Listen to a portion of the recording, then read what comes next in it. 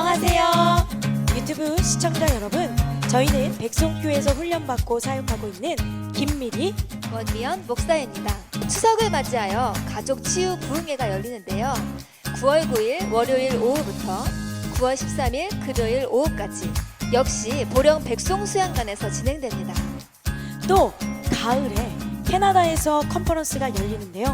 9월 25일부터 10월 5일까지 저녁 7시 30분에 주일을 제외하고 집회가 진행됩니다. 10월에는 14일에서 17일, 21일에서 24일 두 번의 부흥회가 열리게 됩니다. 그리고 백송교회 백송수양관에서는 특별 집회 일정 이외에도 인천, 대구, 보령, 미국, 캐나다에서 계속해서 집회가 진행됩니다. 여러분, 백성교회 백성수양관에 오셔서 하나님이 일하시는 예배 가운데 내면에서부터 영성 혁명을 일으키시고 뜨거운 찬양과 열정적인 말씀을 통해 열매 맺는 삶으로 변화되는 사랑이 넘치는 백송교회 백송수양관으로 사랑하는 여러분을 초대합니다. 고린도서 4장 14절로 16절 말씀. 주 예수를 다시 살리시니가 예수와 함께 우리도 다시 살리사 너희와 함께 그 앞에 서게 하실 줄을 아노라. 이는 모든 것이 너희를 위함이니 많은 사람의 감사로 말미암아 은혜가 더하여 넘쳐서 하나님께 영광을 돌리게 하려 함이라. 그러므로 우리가 낙심하지 아니하노니 우리의 겉사람은 낡아지나 우리의 속사람은 날로 새로워지도다. 누구나 할 것 없이 겉사람은 낡아질 수밖에 없습니다. 그러나 우리의 속사람이 날마다 카이로스의 시간, 이 시간을 가지면 날마다 새롭게 변화돼서 시간이 가면 갈수록 나이를 먹으면 먹을수록 더욱더 지혜로워지고 더욱더 똑똑해지고 더욱더 행복해지는 역사가 일어날 수 있습니다. 항상 기뻐하고 쉬지 말고 기도하고 범사에 감사하는 그 주님의 말씀이 우리의 삶에서 이루어지기 위해서는 우리의 속사람이 새롭게 돼야 돼요. 이 겉모습은 다 그냥 흙으로 돌아가는 거, 흙으로. 이게 중요한 게 아니에요. 근데 너무도 많은 사람들은 외모 지상주의에 살면서 그냥 겉사람 꾸미기에 바쁩니다. 그래서 겉사람이 너무 이뻐서 장미꽃 같아서 같이 갔더니 자꾸 속사람이 찔러오는 거예요. 그 사람들이 피하죠. 우리는 기본적으로 속사람이 아름다워야 돼. 오늘 시간에 속사람을 새롭게 하기 위해서 우리는 속사람이 십자가를 만나야 돼. 뭘 해야 돼? 십자가를 만난 속사람. 시작! 십자가를 만난 속사람. 네, 이런 제목으로 함께 은혜를 나누게 보네요. 참 신기하죠. 이순이가 십자가를 만난 속사람 같지 않아요? 저는 제가 생각해도 신기해요. 참 세상을 좋아하고 돈을 좋아하고 노는 거 좋아하고 사람 좋아하고 맛있는 음식 먹으러 다니는 거 좋아하고 여행 좋아하고 하여튼 누구보다도 세상을 좋아했던 전데 이 십자가를 만났더니요, 세상과 내가 간 곳이 없게 만들어버리더라고. 오로지 십자가만 자랑하게 만들어주더라고. 오늘 그 주님의 십자가가 여러분의 십자가가 되길 원해요. 우리는 아무것도 아니지만 주님의 십자가를 우리 속사람이 만나는 순간부터 확 바뀌어버리는 거예요. 여러분, 이 세상에서 죄를 짓고 싶어서 죄를 짓는 사람 아무도 없습니다. 사람은 누구나 할 것 없이 착하게 살고 싶고 훌륭하게 살고 인정받고 살고 싶고 섬기며 살고 싶고 베풀며 살고 싶잖아요. 이 세상에서 먹고 있고 사는 거는요, 돈만 있으면 누구나 다 헌신할 수 있고 선교할 수 있습니다. 그렇잖아. 이 세상에서 선교하는 거 그거는 아무것도 아니에요. 육신의 장막집 벗으면 누구나 할 것 없이 싹 다 흙으로 가. 그래서 영을 깨워야 되는데 이 영을 깨우는 것은 아무나 되는 게 아니더라고. 영적인 것은 영적으로만 분별할 수 있고 영적으로서 영적으로 눈을 뜬 사람이 라이드를 해야 따라갈 수가 있는 거지. 만남의 축복이 가장 중요한데 우리가 부부 간의 만남, 부모 자식 간의 만남, 친구 간의 만남, 이웃 간의 만남 정말 중요하고 스승과의 만남 중요하지만 가장 중요한 만남은 하나님과의 만남이죠. 근데 하나님과의 만남을 갖기 위해서는 가장 중요한 만남이 뭡니까? 이 세상에서는 영적인 안내자와의 만남이에요. 영적인 안내자가 어디로 가이드를 하느냐, 여러분은 어떤 길로 끌고 가느냐에 따라서 인생이 달라지는 거예요. 여기서 부산 가는 길이 비행기를 타고 갈 수도 있고 버스를 타고 갈 수도 있고 열차를 타고 갈 수도 있고 택시를 타고 갈 수도 있고 걸어갈 수도 있고 오토바이 자전거를 타고 갈 수도 있고 가는 방법이 여러 가지잖아. 영적인 출기, 목사님마다 다 하나님을 향해 표대를 향해 달려가기는 하는데 어떤 목사님은 자전거 타고 가고 그러면 여러분을 자전거 태우는 거예요. 어떤 목사님은 오토바이 타고 가, 오토바이 태우는 거야. 어떤 사람은 트럭 타고 가, 트럭 태우는 거야. 금식하다가 능력받으면 금식시키고 산기도 가서 기도하다가 능력받으면 산기도 시키고 작정기도 하다가 능력받으면 작정기도 시키고 그러잖아요, 목사님들이. 근데 저는 어때요? 아무런 틀이 없잖아. 그냥 여러분을 자유롭게 놔두잖아. 그냥 방목. 내가 여러분에게 우리 성도들에게 개인적으로 전화하는 사람 없어요. 거의 다 방목. 다 방목인데 알아서. 이게 여러분 우리 교회 집회가 아주 그야말로 육신의 정력을 죽이지 않으면 참석할 수 없는 집회. 끝났나 보다 싶으면 그때 나와. 진짜 주강사는 난데없이 막 밤 10시에 끝난 시간에 나와. 언제 끝날까 싶은데 막 12시 1시도 안 끝나. 야, 이거 막 진액이 빠져 질려가지고 앉아있겠습니까? 그런데 신기한 것은, 야, 신기해요. 하나님께서 저에게 여왕벌처럼 꿀을 달아줬는지 뭐 집회를 1시간 2시간 그 늦게 나와서 해도 그냥 빨려들다가 끝나고도 안 가. 너무너무 신기하죠. 주님이 함께 하시니까. 그래, 주님이 함께 하시니까 한 번 주일만 와도 여기서 성령의 불을 받고 그 먼 시간 동안 자동차를 몰고 오면서 이 시간을 낭비하고 기름값 낭비하고 이런 낭비했다는 느낌이 들지 않도록 영양식을 충분히 먹여서 보내야 돼.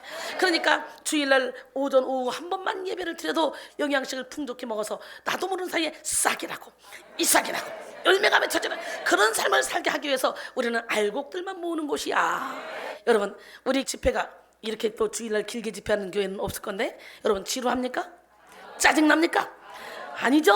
어차피 우리는 영적으로 깊이 들어가서 깨지고 부서지고 무너지고 싶은 사람이 전국에서 모여드는 곳이 아닙니까? 그러니 오늘 이 시간에 다시 한번 죽읍시다. 깨집시다. 무너집시다. 내 이론을 내려놓읍시다. 우리 하나님은 살아계신데요, 누구나 인간은요 행복하게 기쁘게 즐겁게 남에게 유익을 주며 살고 싶습니다. 그런데요 그렇게 사라집니까? 안 돼요. 그 누구도 시기 질투하며 미워하며 탐욕적인 삶을 원하지 않습니다. 그 어떤 누구도 교만한 사람, 사악한 사람, 악랄한 사람, 이기적인 사람이 되기를 원치 않습니다. 하지만 세상을 살아가는 대부분의 사람들은 자신이 원하지 않는 삶을 살면서 죄를 짓게 되죠. 여러분, 미워하고 싶지 않아요, 절대로.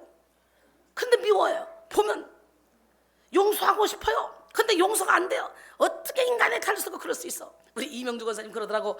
아이고, 전에는 야, 너 인간이 어떻게 그럴 수 있냐 그랬는데 지금은 그런 게 없어. 학교 엄마가 됐대요. 다 품어진대요. 대박 아니에요, 대박. 학교 선생님들이 다 여기서 훈련받고 가서 학교 선생님 하면 우리 어린아이들이 새싹이 얼마나 아름답게 자랄까. 그잖아요. 이 지존파의 대부 김기환이가 크레파스를 안 가져가니까 야, 너 왜 크레파스 안 갖고 왔어? 왜 안 갖고 왔어? 돈이 없어. 크레파스 살 돈이 없어. 그래가지고 못 가져갔는데 차마 말을 못하고 있으니까 나중에 야, 주먹으로 쥐어박으면서 너 이게 몇 번째야? 훔쳐서라도 갖고 와. 다음부터는 훔쳐서라도 갖고 와. 이 말이 딱 꽂혀서 그때부터는 필요한 걸 무조건 다 훔쳤대잖아. 무조건 훔치다가 결국은 살인자로 잡혀서 사형당하기 직전에 내가 초등학교 그 선생님 때문에 내가 인생이 이렇게 됐다. 신창원이는 초등학교 5학년 때 육성 예배를 안 갖고 왔다고 담임선생님이 너 육성 예배도 안 가고 너 같은 거는 학교 다닐 필요 없어. 그때 그 상처로 인해서 자기가 그런 살인마가 된노라고 이렇게 고백을 했대요. 이 초등학교 선생님이 얼마나 중요한지 모르는데 이명주 선생님께서 아유, 요즘은요 얼마나 이쁜지 몰라요. 막 해가 칩니다. 우리 교회의 얼굴이라고 봐도 돼.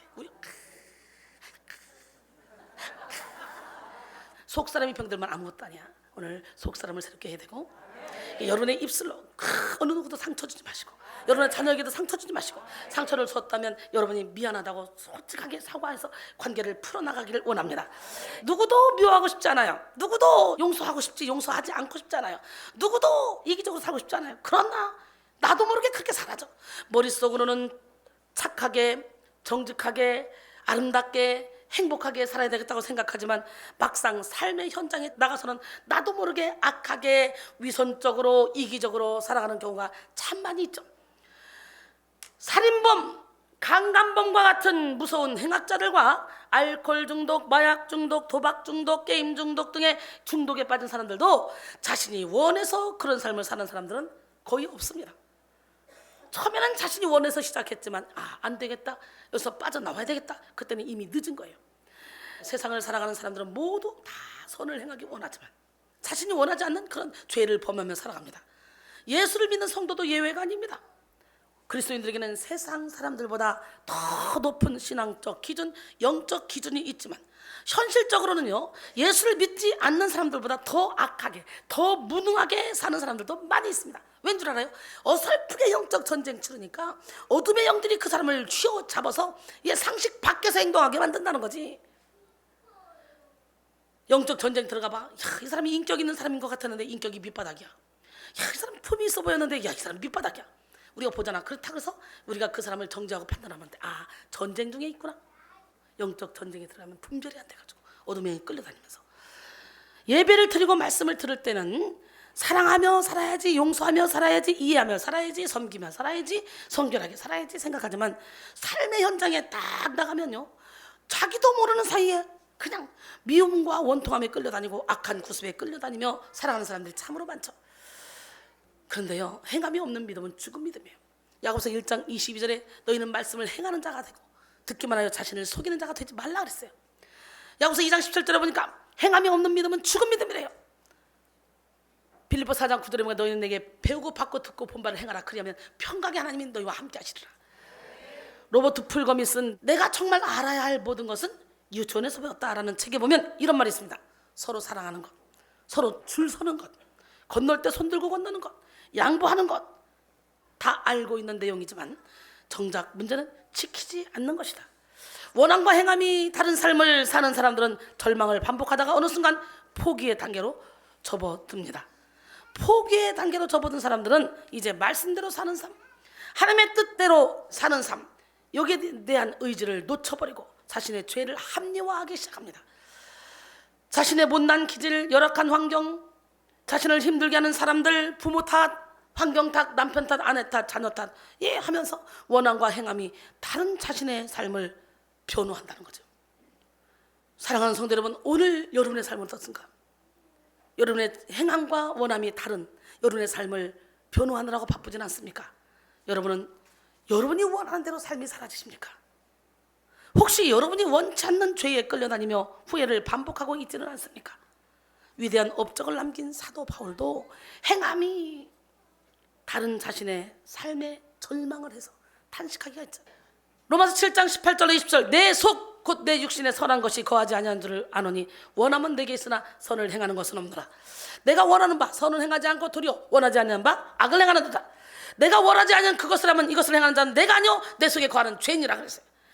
사람들이 자기의 인생을 실제로 리드하는 그런 무의식을 정복하지 못했기 때문에 이렇게 나도 모르게 어둠의 영에게 끌려다니는 거예요. 겉으로 드러난 의식만 다스리는 것은 한계가 있습니다. 의식은 10%, 무의식의 세계가 90%. 진짜 나를 움직이는 건 무의식의 세계의 나를 움직이는 거예요. 그래서 우리는 무의식의 세계까지도 성령의 기름 부음을 받아서 거룩함을 입어야 돼요. 성결함을 입어야 돼요. 할렐루야. 우리가 그래서 회칠한 무덤을 제끼고 그 안에 어둠을 몰아내는 그런 작업을 하고 있잖아. 이게 내적 치유잖아.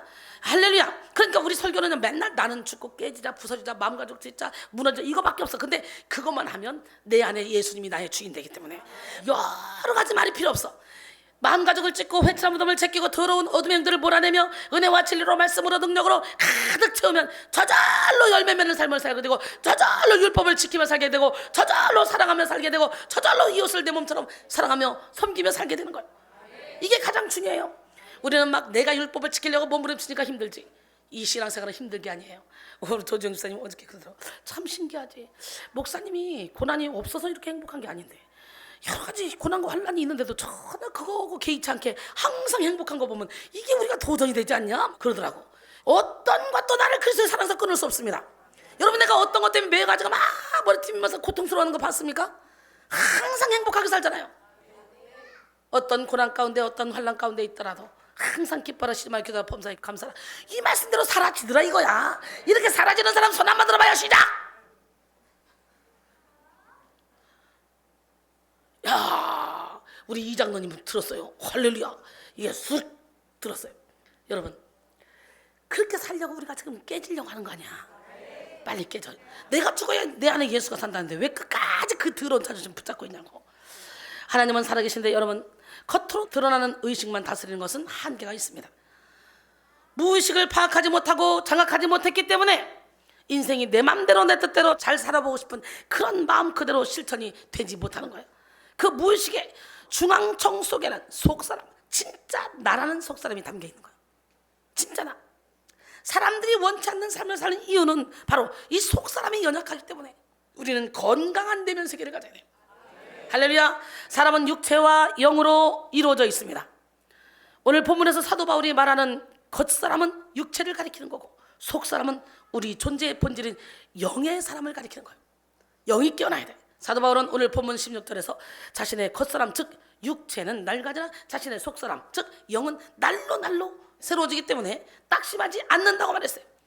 오늘 여러분의 속사람이 날로 새로워지면 절대로 어떤 상황 가운데서도 흔들리지 않습니다. 보배 되신 주님을 우리 질그릇에 모이면 사방으로 우겨서도 쌓이지 않고 답답하지를 당해도 낙심하지 않고 박해를 받아도 버림받지 않고 거꾸로 뒷을 당해도 망하지 않고, 왜? 임마누엘 하나님이 함께 하시기 때문에. 아멘. 영국의 줄리안 모리스라는 사람이 있었습니다. 그는 어린 시절에 미아가 되어서 거지가 되었어요. 그러던 어느 날 그는 어느 굉장한 부잣집의 아들이라는 사실이 밝혀져서 아주 막대한 유산을 받게 됩니다. 졸지에 거부가 돼요. 그런데 이 사람은 부자가 되고 나서도 거리 행세를 지속하는 그런 유별난 행동을 합니다. 날이 밝으면 여지없이 거리내 옷을 걸쳐 입고 비누, 샴푸, 수세미, 좀약 등등 이런 것들을 가지고 집집마다 다니면서 팔러 다녔어요. 그러다가 한 달에 한 번쯤은 자기 소유의 최고급 승용차를 탁 타고 런던의 초호화 레스토랑에 가서 신나게 식사를 하기도 했어요. 1년에 한두 번은 파리를 비롯한 구라파의 다른 도시들을 다녀오기도 합니다. 여행으로. 그러나 그 이튿날이면 여지없이 다시 비누와 샴푸, 좀약을 가지고 팔러 다닙니다. 그런 생활이 좋은 것입니다. 아니, 좋다기보다는 그런 거지 생활이 자기에게 잘 맞았던 거예요. 아주 습관화가 됐던 거예요. 다 떨어진 남루한 옷처럼 초점 없이 방황하는 눈동자를 보면 그는 영락없는 거지 중에도 거지, 상거지인 것입니다. 여러분, 이렇게 겉사람만 바꿔서 바뀌는 게 아니야. 속사람이 바뀌는 거예요. 오늘 본문 고린도서 4장 16절에 그러므로 우리가 낙심하지 아니하니 우리의 겉사람은 날가 아니라 우리의 속사람은 날로 새로워지도다. 겉사람은 질그릇, 몸, 죽을 육체를 지칭합니다. 겉사람은 옛사람과 구별이 됩니다. 옛사람이란 중생을 필요로 하는 대상을 의미하고, 겉사람은 단순히 시공간적인 한계를 지니고 있는 이 세대를 살아가는 연약한 육체를 지칭합니다. 육체는 시간이 흐르면 흐를수록 죽음의 문턱에 가까이 가게 되기 때문에 낡아지나라고 말씀하고 있죠. 우리의 겉사람은 시간이 흐르면 흐를수록 낡아집니다. 그 누구도 예외가 아닙니다. 노화 방지를 위해 식단을 관리하고 좋은 화장품을 바르며 운동을 규칙적으로 한다 할지라도 겉사람이 낡아지는 것을 영구히 막을 수는 없습니다. 결국 모든 사람의 육체는 늙어가고 쇠약해지고 언젠가는 흙으로 돌아가게 돼 있어요. 하지만 우리의 속사람은 날로 새로워질 수 있습니다. 베드로전서 3장 3절로 4절, 너희의 단장은 머리를 꾸미고 금을 차고 아름다운 옷을 입는 외모로 하지 말고 오직 마음에 숨은 사람을 온유하고 안정한 심령에 썩지 아니할 것으로 하라. 이는 하나님 앞에 값진 것이니라 그랬어요. 어거스틴은 사람의 전체 속 부분과 겉 부분은 모두 죄에 의해서 옛 것이 되었고 죽음의 형벌에 놓여 있다. 하지만 속 사람이 그 창조주의 형상을 따라 옛 사람을 벗고 새 사람을 입어 새로워질 때 그 속 사람의 회복이 있게 된다 그랬어요. 오늘 이 시간에 여러분 속 사람이 회복해야 돼요. 그리스도로 옷 입어야 돼요. 속 사람은 하나님의 능력을 받은 그릇입니다. 영혼에 속한 모든 능력은 속 사람에 임하는 거예요. 속 사람. 하늘로부터 임하는 말씀의 능력, 사랑의 능력, 평안의 능력, 지혜의 능력, 치료의 능력, 이 모든 능력은 속 사람에 임합니다. 그래서 속 사람이 강건한 사람은 충만한 하늘의 능력으로 영을 거스르는 모든 죄와 악을 이기며 살아갈 수 있습니다. 속 사람이 장성한 분량에 이른 사람은 속 사람 안에 있는 성령의 소욕을 따르며 자유롭게 하나님의 뜻을 이룰 수 있습니다. 하지만 속 사람이 연약하고 어린 사람은 자기 영혼이 원하는 삶을 살 수 없습니다. 속 사람이 연약한 사람은 언제나 죄의 세력에 짓눌리고 겉사람의 욕심에 억눌립니다. 이들은 사랑하길 원해도 미워하는 삶을 살게 되고 용서하길 원해도 용서할 수 없으며 자유하길 원해도 자유하지 못합니다. 그런 의미에서 신비와 저항이라는 저서를 남긴 독일 정치신학가 도르테 죄일레, 이 사람은 인간을 고장난 존재라고 불렀어요. 옆 사람은 너도 고장난 존재야. 너도 고장나서 왔지? 그는 인간이 태어날 때부터 고장난 존재로 태어났기 때문에 원하는 선은 행하지 못하고 자꾸 죄를 짓는다고 말했습니다. 그리고 인간의 가장 큰 고장은 뭐냐? 자기 자신만 아는 자로 사는 것. 이기적으로 사는 것. 자기 자신만 아는 자로 사는 것에 있다고 이렇게 말했습니다. 시편 51편 5절. 내가 죄악 중에서 출생하였으며 어머니가 죄 중에서 나를 잉태하였나이다. 그러니까 아예 출생부터 죄 중에 태어났기 때문에 고장났어. 요한복음 8장 44절에 너희는 너희 아비 마귀에서 났으니 너희 아비의 욕심대로 너희도 행하고자 하는지라. 그는 처음부터 살인한 자요 진리가 그 속에 없어서 진리에 서지 못하고 거짓을 말할 때마다 제 것으로 말하나니 이는 그가 거짓말쟁이요 거짓의 아비가 되었습니다. 할렐루야. 그러므로 오늘 우리는 고장난 우리의 속사람을 치료받고 속사람을 성령의 능력으로 강건하게 하게 됩니다. 왜? 로마서 7장 21절로 22절 그러므로 내가 한 법을 깨달았느니 곧 선을 행하기 원하는 나에게 악이 함께 있는 것이로다. 내 속사람으로는 하나님의 법을 즐거워하되 내 지체 속에서 한 다른 법이 내 마음의 법과 싸워 내 지체 속에는 죄의 법으로 나를 사로잡는 것을 보는도다. 오라 나는 곤고한 사람이로다. 이 사망의 몸에서 누가 나를 건져내랴 그랬어요. 우리의 속사람은 방치하면 쇠약해집니다. 방치된 속사람은 어김없이 죄를 만나 상하고 상처를 만나 병들게 됩니다. 속사람은 오직 십자가를 만날 때 살아나요. 십자가는 속사람을 깨우고 속사람을 치료하며 속사람을 성장시키는 능력입니다. 할렐루야. 십자가가 뭐라고요? 속사람을 깨우고 속사람을 치료하며 속사람을 성장시키는 능력. 할렐루야. 우리의 속사람이 십자가를 만나야 돼요. 이 시간 여러분의 속사람이 십자가를 만나는 은혜와 능력을 경험하시길 원합니다. 고린도서 4장 14절 오늘 주 예수를 다시 살리시니가 예수와 함께 우리도 다시 살리사 너희와 함께 그 앞에 서게 하실 줄을 아노라 그랬어요. 예수와 함께 살리신다는 것은 마지막 날 예수와 우리들이 동시에 부활할 것이라는 그런 의미가 아니라 이미 부활의 첫 열매이신 예수와 연합된 존재가 되었기 때문에 마지막 날 우리 역시 부활할 것이라는 그런 의미입니다. 주님의 부활이 우리의 부활이 되기를 원해요. 십자가에 죽으시고 부활하신 예수 그리스도의 능력은 우리의 속사람을 다시 살립니다. 원래 우리의 속사람은 죄와 허물로 인해서 죽어 있었습니다. 속사람이 죽은 우리는 이 세상 풍조를 따르며 마귀의 종살이를 했습니다. 하지만 긍휼이 풍성하신 하나님은 독생자 예수 그리스도의 생명을 우리에게 주심으로 우리의 속사람이 거듭나게 하셨습니다. 할렐루야. 에베소 2장 1절로 6절 보니까 그는 허물과 죄로 죽었던 우리를 살리셨도다. 그때 너희는 그 가운데서 행하 이 세상 풍조를 따르고 공중의 권세자만 자를 따랐으니 곧 지금 불순종의 아들 가운데 역사하는 영이라. 전에는 우리도 다 그 가운데서 우리 육체의 욕심을 따라 지내며 육체와 마음이 원하는 것을 하여 다니들과 같이 본질상 진노의 자녀였더니 긍휼이 풍성하신 하나님이 우리를 사랑하신 그 큰 사랑을 인하여 허물로 죽은 우리를 그리스도와 함께 다시 살리셨고 할렐루야. 함께 일으키사 그리스도 예수 안에서 함께 하늘에 앉히시니. 속사람을 잘 이해하기 위해서는 우리 인간에게 깃든 죄의 경향성부터 이해해야 됩니다. 아담과 하와의 범죄 이후에 우리는 존재 자체가 타락했습니다. 본성 자체가 타락 그 자체였습니다. 아무도 대신 원상복귀시킬 수 없고 스스로는 더더욱 복구할 수 없는 완전 부패의 존재성을 가지고 있었습니다. 그래서 속사람의 영적 생명이 죽은 것이나 다름없었는데 십자가로서 이 속사람이 소생게 된 거예요. 할렐루야. 도전은 십자가를 두고 우리가 취할 수 있는 것은 두 가지밖에 없다. 하나는 피해 도망가는 것이고 다른 하나는 그 위에서 죽는 것이다. 할렐루야. 우리는 어떨 거예요? 피해 도망갈 겁니까? 십자가 위에서 죽을 겁니까? C.L. 구틸은 십자가에 못 박혀 돌아가신 그리스도의 사랑을 전파하려는 자는 반드시 그 자신도 십자가에 못 박힌 바 되어야 한다 그랬어요. 주님이 결박당하실 때 함께 찬양하며 오늘 다시 한번 여러분 자신을 십자가에 못 박기를 원합니다. 주님이 결박당하실 때에 나의 마음 괴로웠고 주님이 매맞고 능력 당하실 때 나 어찌할 줄을 몰랐으며 주님이 채찍으로 맞으실 때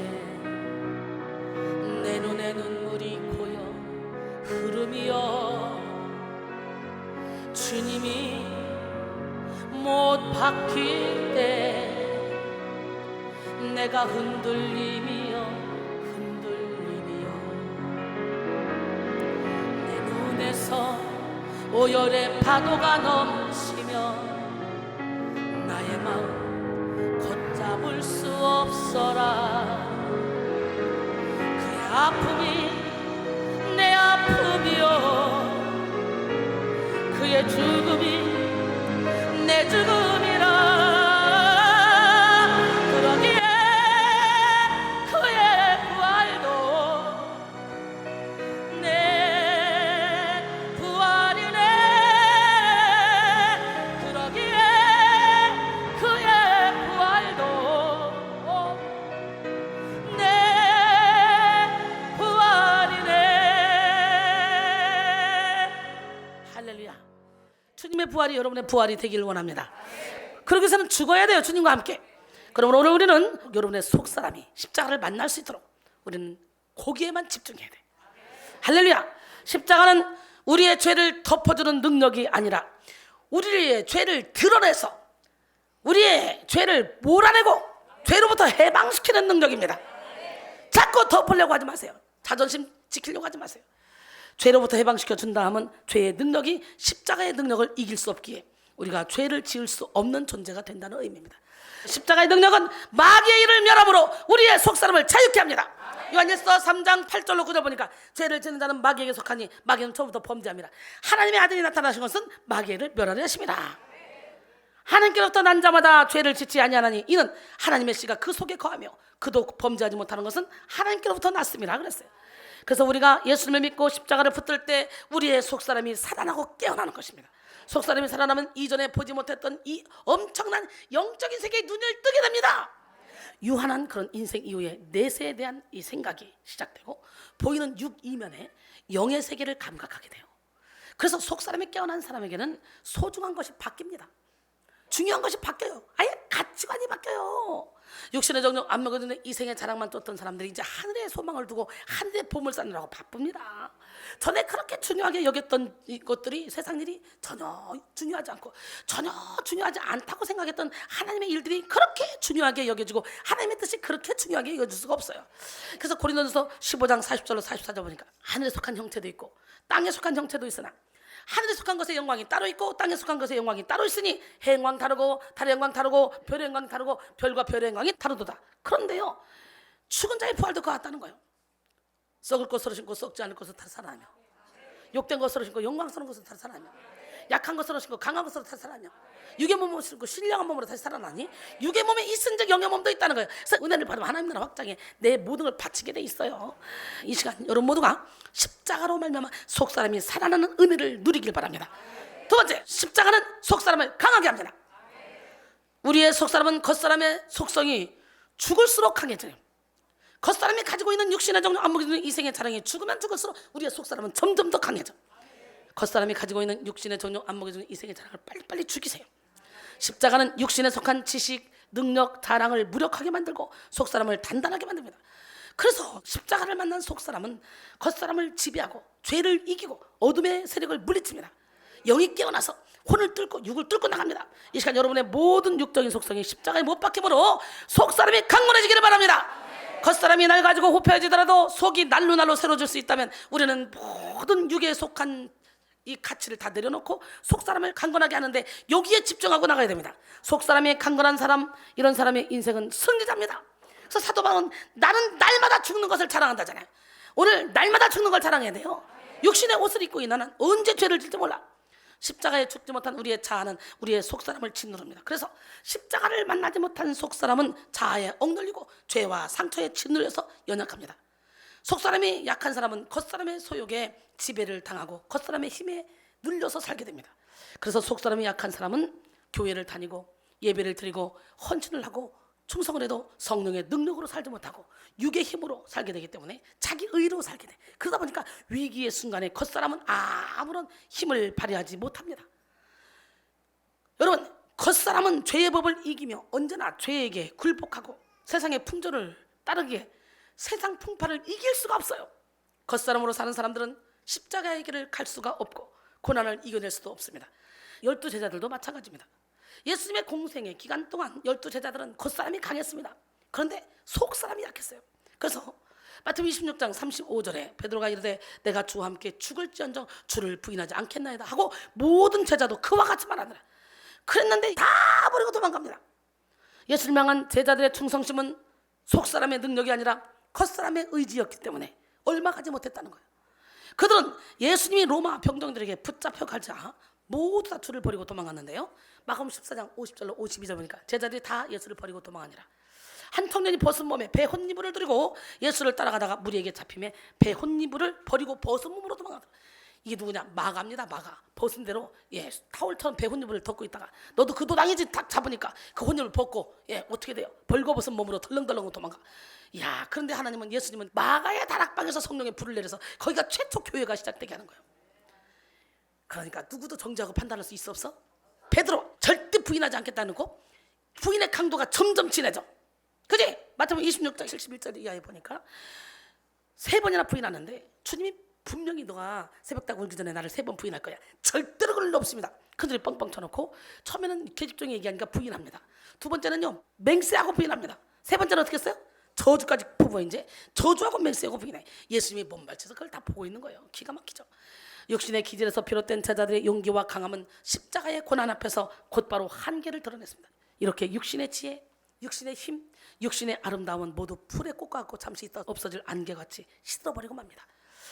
우리도 마찬가지입니다. 아무리 뜨겁게 예배하고 아무리 뜨겁게 기도하고 찬양하고 헌신하고 봉사해도 겉사람의 힘으로 한다면 얼마 가지 못합니다. 자기 의로 하기 때문에 지쳐버립니다. 너는 왜 안 하냐? 너는 왜 안 하냐? 네가 하든 말든 내 눈에 보이면 하나님이 너가 이거 하고 상급 받아라 그거 아닙니까? 열매 빨리 따먹어라 익은 곡식 있잖아. 네가 따가 네가 네 거야 네 거. 그러니까 내가 교회에서 헌신하고 충성하면 그거 너한테 주는 게 아니라 남한테 주는 게 아니라 예수님의 발을 닦아주고 예수님의 머리를 감겨드리고 예수님의 몸을 닦아드리고 내 거야 내 거. 내 눈에 보이면 네가 하라. 라는 얘기야. 그러니까 누가 하든 말든 관계없이 내가 땀을 비지비지 흘리더라도 나 하늘에 상급 쌓는다. 하나님이 나보러 하라고 보여주셨다.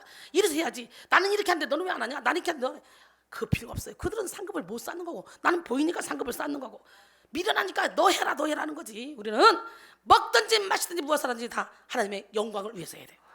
할렐루야. 주님의 관심은 우리 안에 속사람에 있습니다. 성경에 등장하는 강건함도 언제나 속사람과 연관되어 사용되는 말인데요. 하나님 나라에서 강건한 사람은 겉사람이 아니라 속사람이 튼튼한 사람이에요. 골로새 1장 11절에 그의 영광의 힘을 따라 모든 능력으로 능하게 하시며 기쁨으로 모든 견딤과 오래 참음에 이르게 하시고. 할렐루야. 그러므로 오늘 우리는 우리의 겉사람의 속성을 십자가에 싹 다 못 받고 속사람의 힘으로 살아야 돼요. 속사람의 힘을 강건하게 하기 위해서 우리는 육의 힘을 빼야 돼요. 그리고 오직 성령의 능력을 의지해야 돼요. 에베소 3장 16절로 19절 그의 영광의 풍성함을 따라 그의 성령으로 말미암아 너희 속사람을 능력으로 강건하게 하시오며 믿음으로 말미암아 그리스도께서 너희 마음에 계시게 하시옵고 너희가 사랑 가운데서 뿌리가 박히고 터가 굳어져서 능히 모든 성도와 함께 지식에 넘치는 그리스도의 사랑을 알고 그 너비와 길이와 높이와 깊이가 어떠하며 깨달아 하나님의 모든 충만하신 것으로 너희에게 충만하게 하시기를 구하노라. 너희 속사람을 능력으로 강건하게 하시오며 말씀에서 강건하게 한다는 말은 헬라어 크레타이오데나이인데요. 이 말의 의미는 힘을 빼다 또는 힘을 제거하다라는 뜻을 가지고 있습니다. 즉 육의 힘이 제거될 때 성령의 능력으로 속사람이 강건해짐을 가리키는 거예요. 중세 수도사인 마에스터 에크하르트는 이런 말을 했습니다. 하나님은 덧붙임을 통해서가 아니라 덜어냄을 통해서만 영혼 안에서 발견된다. 비워야 주님이 내 안에 있는 걸 발견한다. 오늘 시간 여러분 모두가 여러분의 육의 힘을 십자가에 다 내려놓기를 원합니다. 그리고 속사람의 힘으로 사는 사람이 되어 오직 십자가로 말하고 십자가로 사랑하며 십자가로 죽고 십자가로 살아가기를 바랍니다. 겉사람, 이 겉사람의 인생과 속사람의 인생을 보면요, 겉사람의 인생의 삶을 사는 사람은 사람에게 잘 보이기 위해서 노력합니다. 하지만 속사람으로 사는 사람은 하나님께 인정받기 위해서, 하나님께 칭찬받기 위해서 노력합니다. 갈라디아서 1장 10절에 보니까 이제 내가 사람들에게 좋게 하랴 하나님께 좋게 하랴, 내가 사람들에게 기쁨을 구하랴. 지금까지 내가 사람들의 기쁨을 구했다면 나는 그리스도의 종이 아니지라. 할렐루야. 사도행전 4장에 보면 베드로와 요한이 막 복음을 전할 때 많은 사람들이 5,000명이 막 그냥 회개하고 돌아온 역사들이 일어납니다. 그래서 잡혀갑니다. 잡혀갔는데 아무리 봐도 사람들이 병이 난 사람들이 옆에 있고 막 증거가 있으니까 가둘 수가 없는 거예요. 그러니까 그냥 야 예수의 이름으로 더 이상 아무 말도 하지 마 그러고 내보내줍니다. 그때 베드로와 요한이 뭐라고 말해요? 사도행전 4장 19절로 20절 보니까 베드로와 요한이 대답하여 이르되 하나님 앞에서 너희 말을 듣는 것이 하나님의 말씀을 듣는 것보다 옳은가 판단하라. 우리는 보고 들은 것을 말하지 않을 수 없다. 멋지다. 그 다음에 겉사람으로 사는 사람은 육체적인 편안함을 추구합니다. 그래서 좋은 집, 좋은 차, 좋은 옷, 좋은 가구를 갖추고 사는 것을 원하고 휴가를 즐기고 맛있는 음식을 사 먹기 위해서 전국 방방곡곡을 다 찾아다닙니다. 육신의 것을 추구하는 거죠. 하지만 속사람으로 사는 사람은 영적인 평안함을 추구합니다. 속사람으로 사는 사람은 하나님과의 관계에서 오는 영적인 평안함을 추구하기 때문에 육신적인 불편함도 어렵지 않게 감내합니다. 겉사람으로 사는 사람은 또 육체의 건강과 아름다움을 추구하는데 다이어트를 하고 화장을 하고 최신 유행의 옷을 입는 것을 아주 중요하게 여기죠. 이들은 자신의 신체의 변화에 굉장히 민감합니다. 조금만 살이 쪄도 피부가 조금만 거칠어져도 다이어트하고 민감하게 반응해 자신을 관리합니다. 하지만 속사람으로 사는 사람은 속사람의 건강과 아름다움을 최우선적으로 추구합니다. 속사람으로 사는 사람은 자신의 영적 상태에 민감해서 영을 관리하는 일에 집중합니다. 영의 양식, 말씀을 놓치지 않고 영의 호흡인 기도를 놓치지 않습니다. 영의 찬양을 놓치지 않고 찬양 중에 거하는 하나님을 만납니다. 이 영의 아름다움은 겸손을 가장 중요하게 생각합니다. 또 겉사람으로 사는 사람은 자기 힘과 지혜로 살아갑니다. 하지만 속사람으로 사는 사람은 하나님이 공급하시는 힘과 능력으로 살아갑니다. 그렇게 속사람으로 사는 사람에게 가장 중요한 것은 하나님의 은혜를 공급하시는 통로가 막히지 않게 하는 거예요. 시온의 대를 내는 거예요. 이 상처가 하나님의 음성을 듣는 장애물입니다. 오늘 어떤 상처든지 예수로 버리세요. 그 다음에 십자가는 속사람을 성장하게 합니다. 십자가는 뭐라고?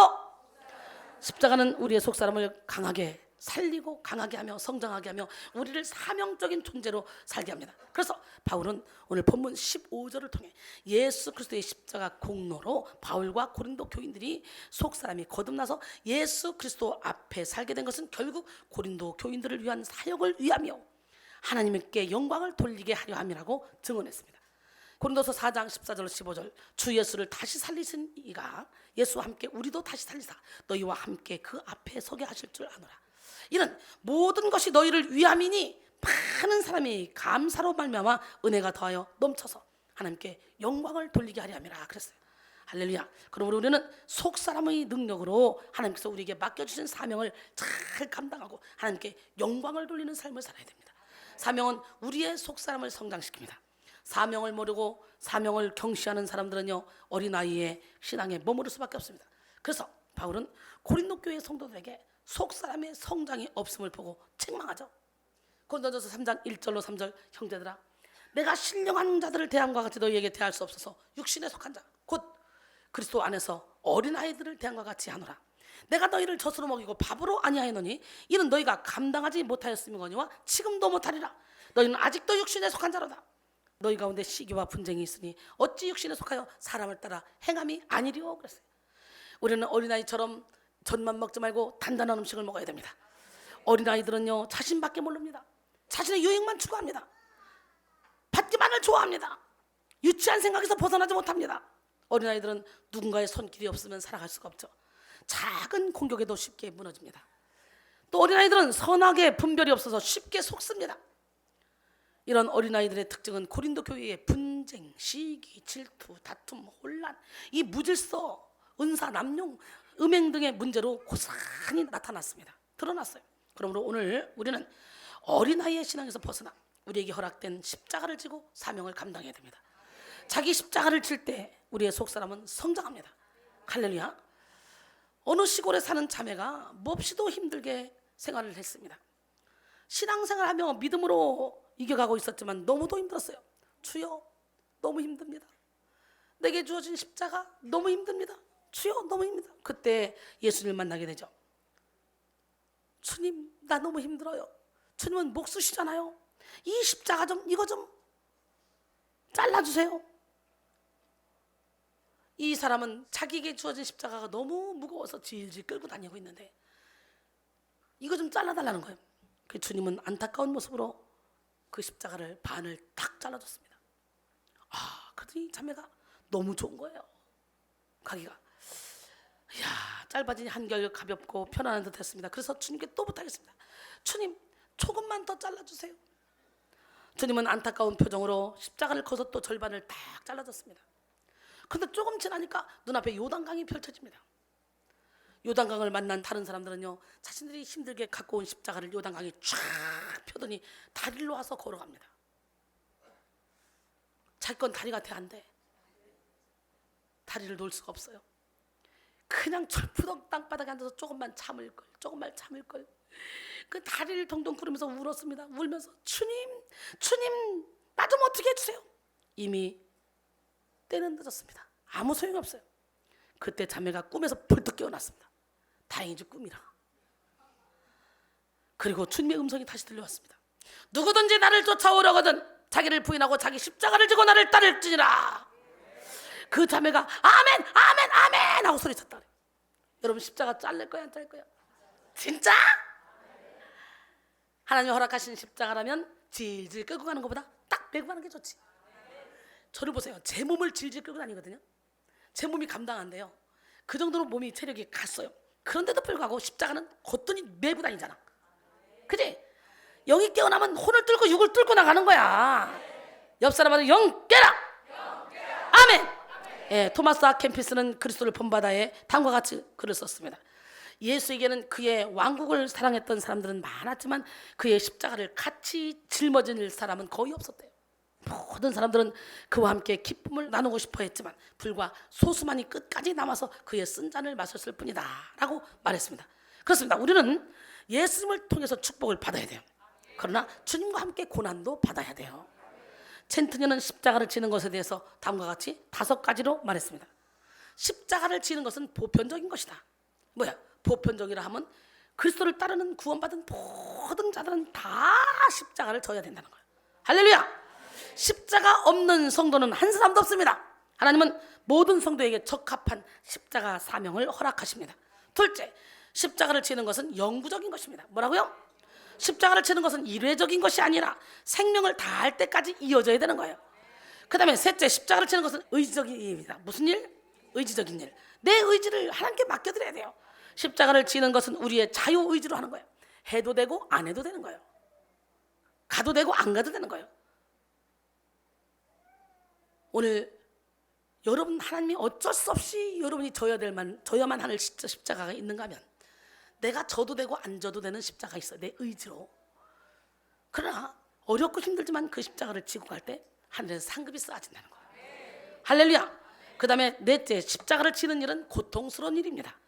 예수님이 십자가를 지실 때 고통당하신 것과 같이 우리가 십자가를 질 때도 육적인 고난, 물질적인 고난, 시간적인 고난, 자기 만족, 쾌락, 자기 욕심, 자기 이론을 싹 다 내려놔야 되니까 이 십자가의 죽음은 또한 뭐예요? 이제 곧 죽음이라는 거. 죽음. 수많은 고난을 통해서 고통을 당해야 십자가를 질 수 있는 거고, 다섯째는 뭐? 죽음. 뭐라고? 십자가는 죽음이에요. 십자가를 지는 것은 자기 자존심, 자기 만족, 자기 의, 자기 쾌락, 자기 틀, 자기 이익을 싹 다 죽이는 것이니까 자기 목숨까지도 아끼지 않고 바치는 것입니다. 오늘 이 시간 여러분 모두가 자기 십자가를 발견하고 십자가를 사랑하며 생명 바쳐 십자가를 감당함으로 날마다 속사람을 새롭게 하기를 주님의 이름으로 축원합니다. 결론적으로 사랑하는 성도 여러분, 인생을 승리하게 하는 결정적인 능력은 우리의 겉사람이 아니라 속사람이 있습니다. 하나님의 능력과 사랑은 속사람에 담기기 때문에 속사람이 약한 사람은 하늘의 능력으로 살 수가 없습니다. 속사람이 약한 사람은 원치 않는 죄를 짓고 원치 않는 상처를 받으며 원치 않는 파멸을 향해 달려가죠. 그러므로 우리는 십자가를 통해 속사람을 깨우고 속사람을 강건하게 하고 속사람을 성장시켜야 돼요. 십자가를 통해 어떻게? 속사람을 깨우고 속사람을 강건하게 하고 속사람을 성장시켜. 영 깨라. 이 시간 여러분 모두가 십자가를 만난 속사람의 능력으로 죄를 이기고 세상을 이기고 하나님의 뜻을 이루는 위대한 인생을 살기를 주님의 이름으로 축원합니다.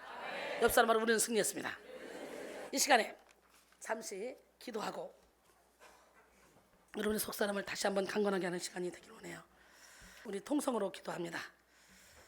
사랑의 주님을 찬양합니다. 주님을 의지합니다. 주님만을 바라봅니다. 우리의 속사람이 예수 안에서 새롭게 변화되게 하여 주시고 진리의 차이 가운데 거할 수 있도록 은혜 위에 은혜를, 능력 위에 능력을 베풀어 주시옵소서. 주님을 찬양합니다. 주님을 의지합니다. 주님만을 바라봅니다. 우리의 속사람이 강건해지면 세상에 어떤 어려움 가운데 있다 할지라도 우리는 진리 안의 자유 가운데 항상 기뻐하며 쉬지 말고 기도하며 범사에 감사하며 살아갈 수 있고 주님의 뜻을 이루며 살아갈 수 있기에 내가 속한 가정이, 내가 속한 교회가, 내가 속한 공동체가, 내가 속한 직장이, 사회가 나로 인해서 빛을 발하게 도와주시고 역사하여 주셔서 하나님 나라 확장시키는 데 존귀하게 쓰임받을 수 있도록 도와주시옵소서. 사랑의 주님, 우리의 속사람을 들여다봅니다. 유리멘탈처럼 아무것도 아닌 것에 넘어지고 쓰러지며 악마의 화원에 피는 꽃처럼 자존심을 부리며 얼마나 고통 가운데 세상을 살아왔습니까? 철저히 내려놓고 주님을 주인으로 모시며 주님의 마음을 품기만 하면 내 영이 깨어나 나를 통해 빛을 발하고 많은 영혼들을 빛 가운데로 인도하는 축복의 통로가 되는데도 불구하고 자꾸만 내 의를 내려놓지 못하고 틀을 내려놓지 못해서 내 뜻대로 살려고 얼마나 몸부림을 쳤습니까? 그것은 바로 속사람이 새롭게 되지 않아서 그런 것입니다. 하나님 이 시간에 우리 속사람을 깨워주시옵소서. 속사람을 강건케 하여 주시옵소서. 속사람을 성장시켜 주셔서 주님의 뜻을 이루는데 존귀하게 쓰임받게 하여 주시옵소서. 속사람이 깨어나면 영혼중의 모든 질병이 떠나갈 줄 믿습니다. 나사렛 예수 이름으로 모든 영혼중의 질병은 떠나갈지어다. 염려 걱정 근심은 떠나갈지어다. 불안 두려움은 떠나갈지어다. 오직 하나님의 영으로 사로잡힌 바 되어 주님이 주는 능력으로 멋진 인생을 펼쳐갈 수 있도록 우리 백성인들에게 마음껏 기름 부어 주시옵소서. 예수님의 이름으로 감사하며 간절히 기도드립니다. 아멘. 속사람이 강건케 된 여러분을 향해서 하나님은 내가 너를 보니 기쁨을 이길 수 없구나. 할렐루야. 예, 우리 함께 찬양할까요? 너희 하나님 여호와, 너의 하나님 여호와가 너의 가운데 계시니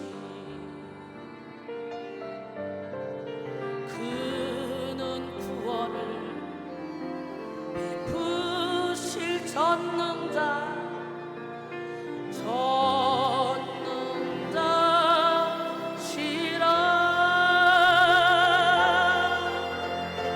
그가 너로 인하여 기쁨을 이기지 못하시며 너를 잠잠히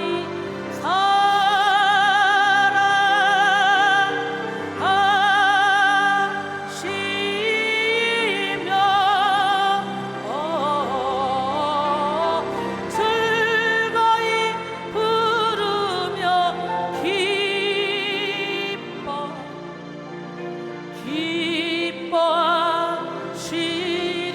기뻐하시리라.